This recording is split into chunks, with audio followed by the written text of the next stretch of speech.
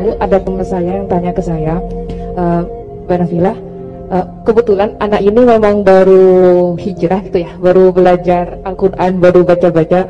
Dia tanya, Mbak Nafilah, Allah itu boleh nggak disifati sama sifat yang mohon maaf kurang baik seperti makar, penipu atau yang lain? Karena Allah kan sangat sempurna.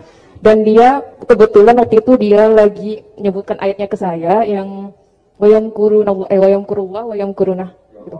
Saya wa makaru wa makarullah wallahu khairul makirin. Wa hum la yash'urun.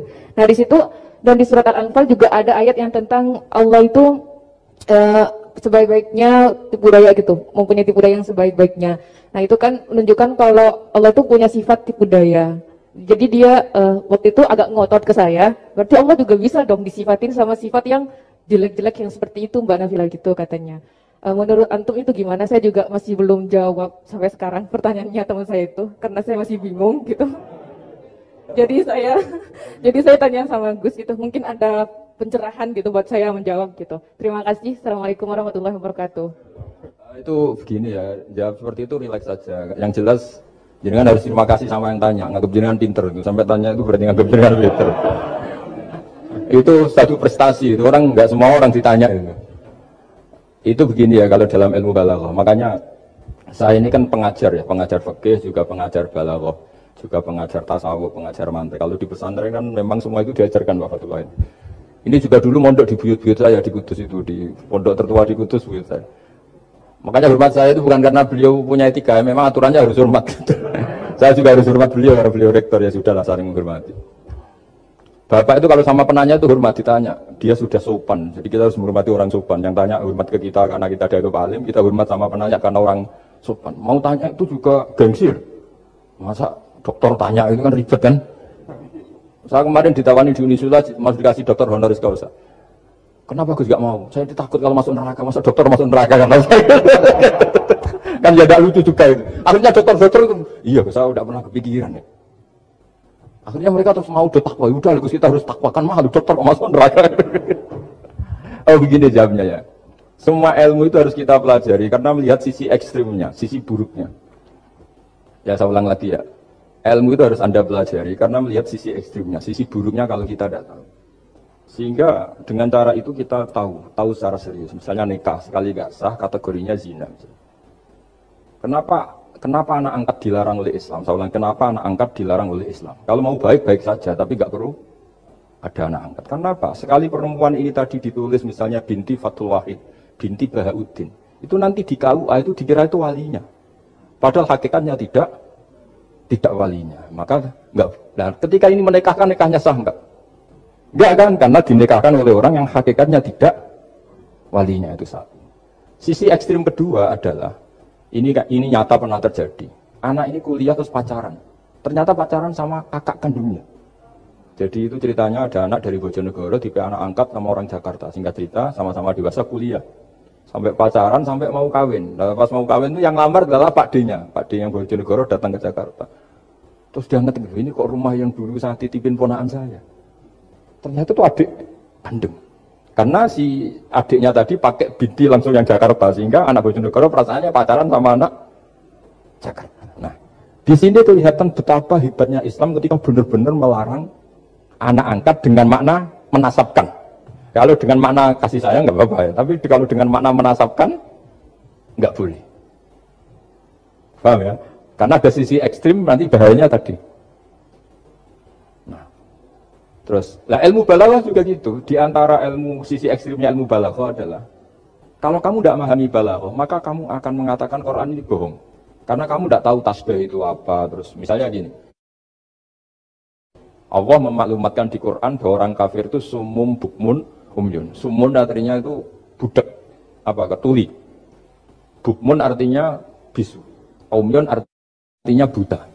Itu kalau kamu nggak ngerti balaghah, maka faktanya apa? Ternyata orang kafir tidak tuli, tidak bisu, tidak buta. Tapi kalau kamu ngerti balaghah akan tahu ini tasbih yang balik, perumpamaan yang sempurna, kesusastraan.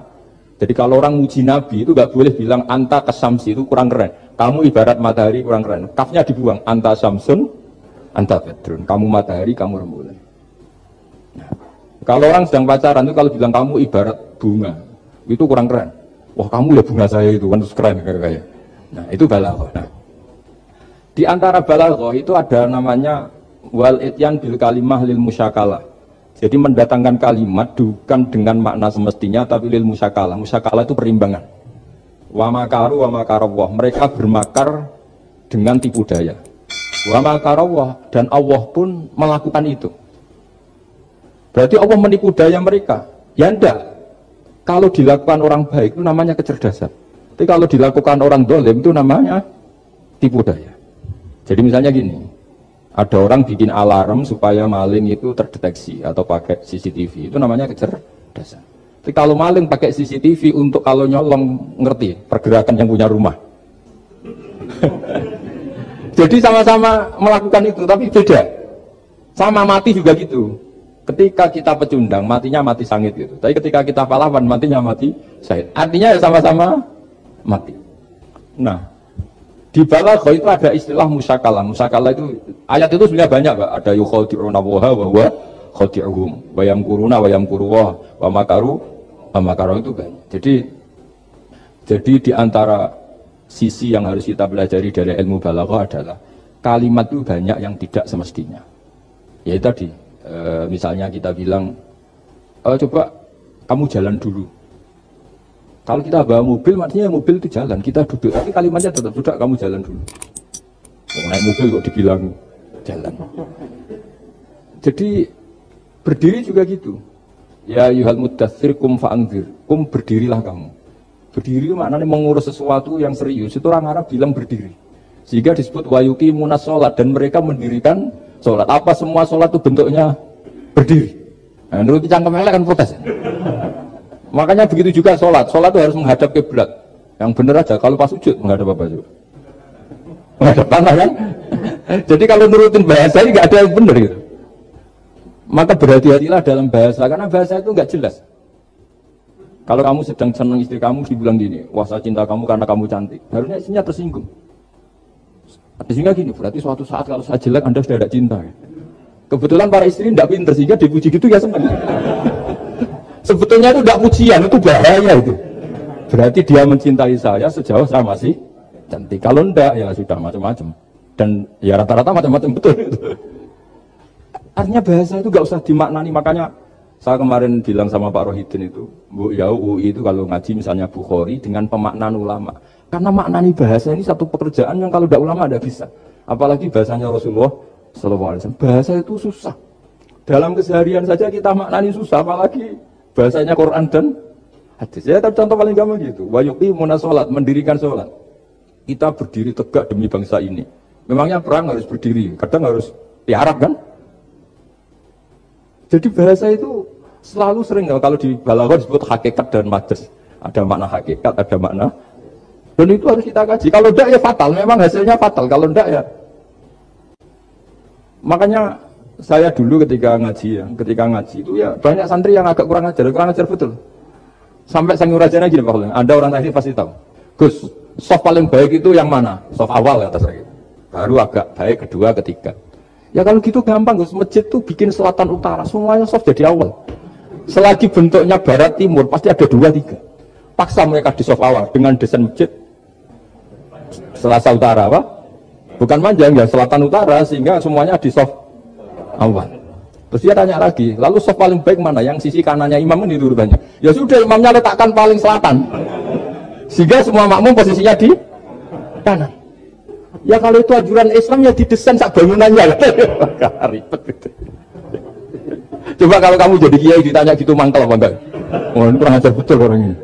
Selagi bangunannya memungkinkan soft 2, 3 pasti nanti ada soft 2 dan dipaksa saja, yaitu tadi bangunannya memanjang selatan utara, imamnya diletakkan paling selatan. Terus saya gantian tanya, lalu setelah begitu yang paling afdol siapa? Yang paling dekat? Ya sudah imamnya kerubuti saja gitu. Itu, nah makanya yang sering perdebatan NU dan Muhammadiyah, dan itu kalau mau dianalisis secara ilmiah sebetulnya normal semua. Karena teks hadis itu memang butuh pemaknaan. Nabi, saya beritahu ya, Nabi itu kalau habis sholat, itu memang di semua teks itu akbala ali nabi wajih. Saya sering ketemu tokoh-tokoh Muhammadiyah ya baik-baik saja. Ketemu tokoh NU ya baik-baik. Karena ini masalah teks. Saya ulang lagi, karena Rasulullah Shallallahu Alaihi Wasallam idan sorofa min sholatihi akbala alina biwaji. Nabi setelah sholat itu menghadap ke musolli, ke makmum. Kira-kira kalau Indonesia menghadap ke timur. Tapi di sebagian riwayat, Nabi itu kalau habis sholat itu melakukan sesuatu yang menunjukkan kalau dia sudah selesai sholat. Jadi filosofinya itu yang penting memaklumatkan kalau beliau sudah sholat. Karena dulu itu begini, Nabi itu kan tokoh sentral ya, beliau akramul khalqi, beliau sayyidul anbiya wal mursalin. Sehingga orang itu kadang lari itu dari jarak 7 kilo, 6 kilo, 7 kilo lari supaya menangi sholat bersama Nabi. Nah, ketika mereka jadi posisi masbuk itu tertinggal oleh imam. Kalau Nabi posisi tetap menghadap ke barat dengan posisi orang sholat, nanti yang baru datang ngira Nabi masih sholat. Dan kalau kadung makmum, ternyata Nabi sudah selesai. Itu sholatnya namanya nggak sah. Karena apa? Mengikuti orang yang hakikatnya sudah ada sholat. Terus semenjak itu jadi ilmu. Maka kesunatan bagi imam setelah salam harus memaklumatkan kehadirin kalau sholatnya selesai. Itu bisa dengan gerakan menghadap ke makmum, atau menghadap ke utara, atau apalah pokoknya. Yang penting jangan rokokan lah misalnya itu. Ya pokoknya itu aja disarah-sarah. Ini cerita pendapat ulama, bukan pendapat saya. Jadi segampang itu ulama. Sehingga ya orang-orang yang alim dari kelompok Muhammadiyah lihat NU yang begitu ya biasa, yang alim melihat Muhammadiyah gitu ya biasa. Karena kita ini masalah tek. Apa? Masalah tek. Tek itu mesti orang akan memaknai secara proporsional. Saya berkali-kali mencontohkan kemarin ngaji di Ulil Albab. Wa ma min amin illa wa yukhayyalu takhsis. Tidak ada kalimat umum kecuali terbayang khususnya. Enggak boleh kalimat selalu umum. Misalnya saya contoh paling gampang itu tadi. Cung nak melaku ojo pelengahan. Kalau jalan jangan toleh kanan toleh. Itu semua ilmu adab pasti begitu. Tapi kalau di jalan raya tetap enggak melengak. Tapi itu enggak diutarakan oleh orang tua kita karena anak ini pasti paham lah kalau mau nyebrang jalan ya harus. Tapi kalau kita nasihati kan tetap cung kalau jalan-jalan jangan lihat kanan, lihat kiri, jangan. Tapi hakikatnya sama. Tunggu nak sholat sing anteng tuh gak ada gerak. Wah ya gak sah, lah kamu gak rukuk, gak sujud. Ada ini cerita. Jadi kalimat itu sesuatu yang pemaknanya tuh pasti proporsional gitu. Kalau kamu sholat dinasihati gimana? Sing anteng. Ya sholat anteng sah gak kira-kira? Gak sah kan berarti gak rukuk, gak sujud kan anteng aja diam. Ya sama, saya berkali-kali nyotokan istri kamu kalau sedang baik denganmu, sudahlah Pak, kamu ingin apa saja tak dukung. Bilangnya apa saja. Tapi kamu jawab, saya ingin poligami. Wah, padahal bilangnya apa saja. Maksudnya kecuali itu kan gitu. Nah, ya makanya ini cerita ya. Quran itu ada sekian kalimat yang maknanya itu proporsional. Seperti wa makaru. Jadi misalnya gini ya, contoh paling gampang yang populer. Nabi di Gua Tur. Gua Sur itu ya gua Arab ya, kedalamannya tidak banget dalam. Terus Allah merekayasa itu dengan cara ada laba-laba yang masang jaringnya di situ, terus ada burung dara yang di situ. Itu ya disebut makruh, rekayasa Tuhan. Tapi orang pasti sepakat itu namanya kecerdasan. Karena orang kafir yang mengklaim dirinya cerdas, dirinya terlatih, dirinya ahli mendeteksi musuh, ternyata hanya ditipu seperti itu, nggak tahu. Nah karena ini pekerjaan kesalehan disebut kecerdasan. Apa disebut? Tapi andaikan sebaliknya, ada orang lari dari kejahatan, terus merekayasa seperti itu disebut rekayasa karena bentuknya kejahatan. Jadi ada sesuatu yang sama, tapi ketika dilakukan orang soleh itu baik, karena nanti itu disebut kecerdasan. Kalau dilakukan orang dolim itu buruk, karena itu disebut rekayasa. Ya kira-kira seperti itu.